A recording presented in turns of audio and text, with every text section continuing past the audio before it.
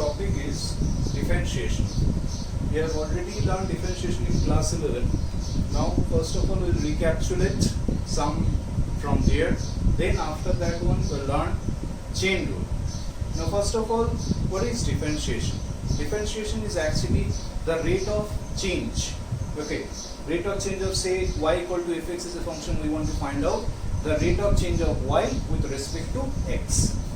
Now if the first principle of derivative is let fx be a real function and x be a point in its domain, then f prime x equal to ddx of fx equals to limit h tending to 0 fx plus h minus fx by h.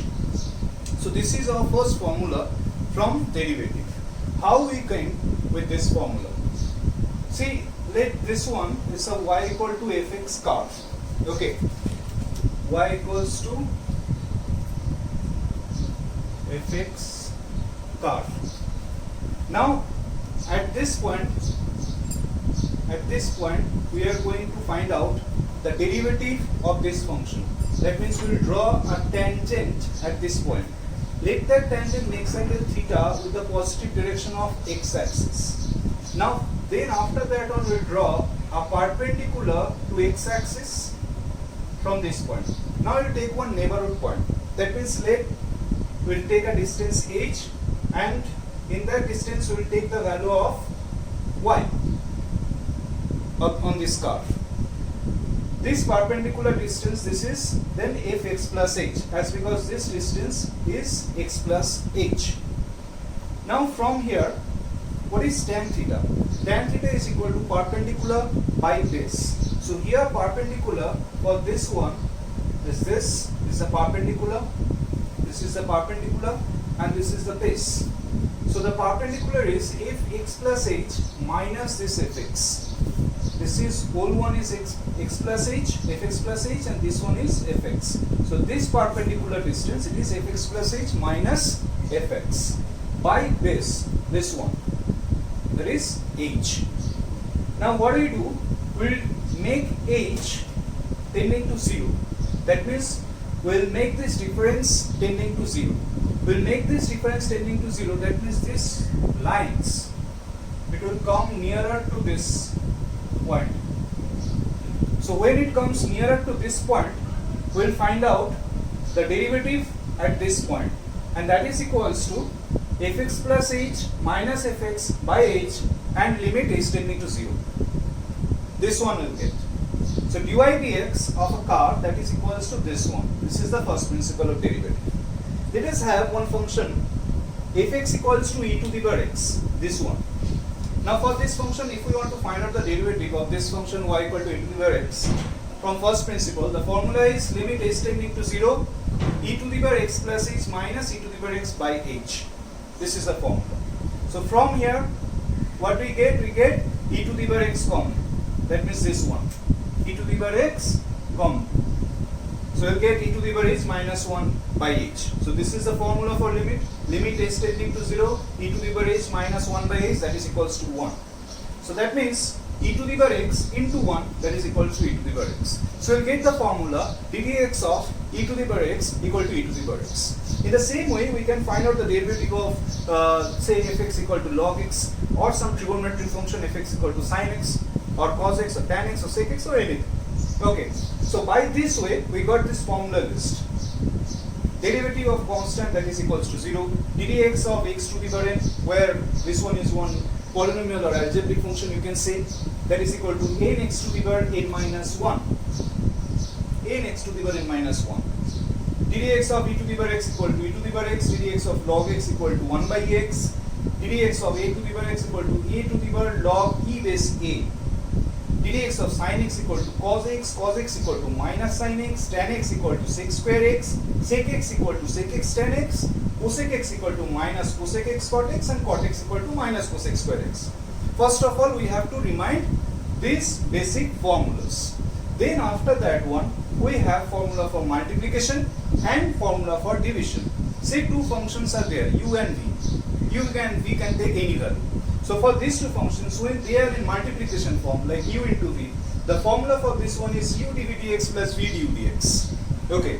If two functions are in division form, like u by v, In that case, the formula is v du dx minus u dv dx by v squared.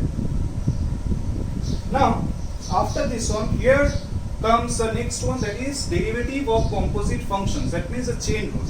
Composite function, what does it mean? Say sine of log x, cos of sin x, tan of log x, or tan of sec x plus tan x, log of sec x plus tan x. So these are composite functions.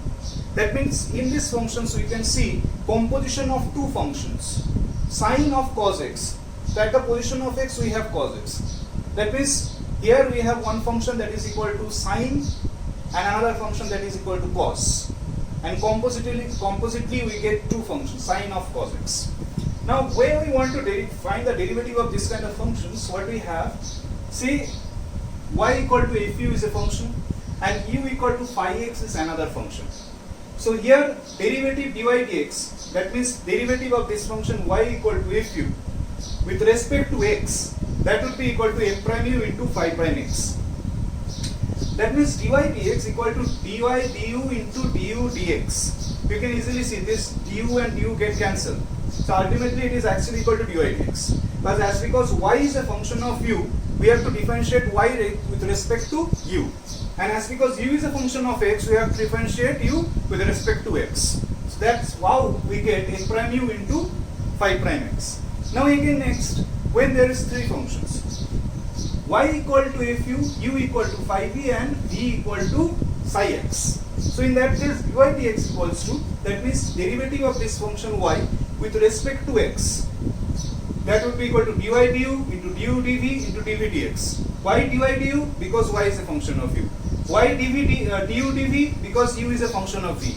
Why dv dx? Because v is a function of x. So in that case, it would be same like f prime u into this one phi prime v into psi prime x. That's what is chain rule.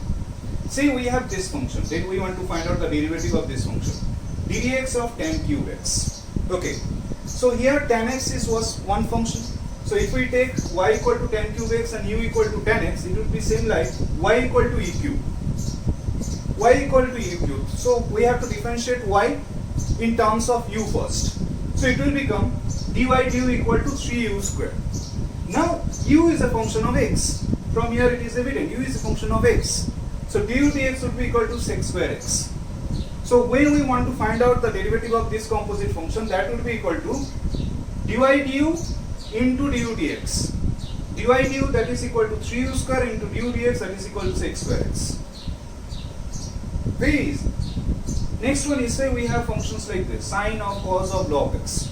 So how many functions are there? One is sine, another one is cos, another one is log.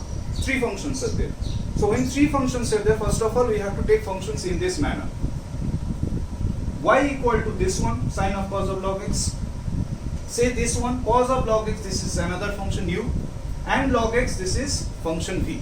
So here we can find u equal to cos of log x, that means cos v. Actually, that means u is a function of v. V is a function of x. And here if we put the value of u, that means sine u. Y is a function of u.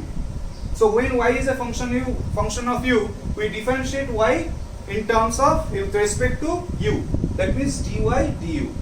So when y equal to sine u, dy du would be equal to cos u. Again, when u is equal to cos of log x, that means cos v. U is a function of v.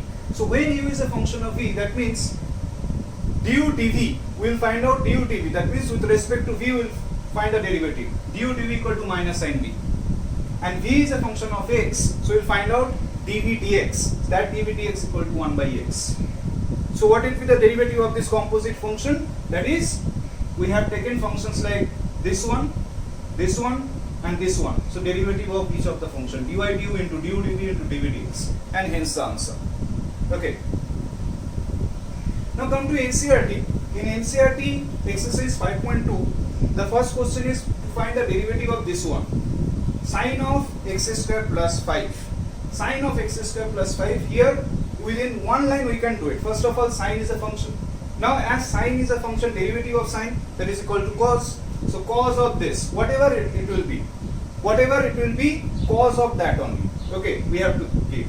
So cos of x square plus 5. Now after this one, as because it is not x, it is a function of x, we have to differentiate that function. That means ddx of x square plus 5. Now what is that? That is equal to 2x. So cos of x square plus 5 into 2x. That is the answer. Again for this one, ddx of cos of sin x. First of all, for cos function, what is the derivative of cos function? Minus of sin. Whatever there may be in that bracket, that means at the position of x. So ddx of cos of that function minus of this, minus of sin x. Now after that one, it is not x, it is a function of x. So we have to differentiate that one. We have to differentiate that function sin x, ddx of sin x, that is equal to cos x. In the same way, you can find out the derivative of ddx of sec of tan of root x. Here we have three functions, sec, tan and root x. First of all, for sec we have to do it, that means for sec we have sec x tan x.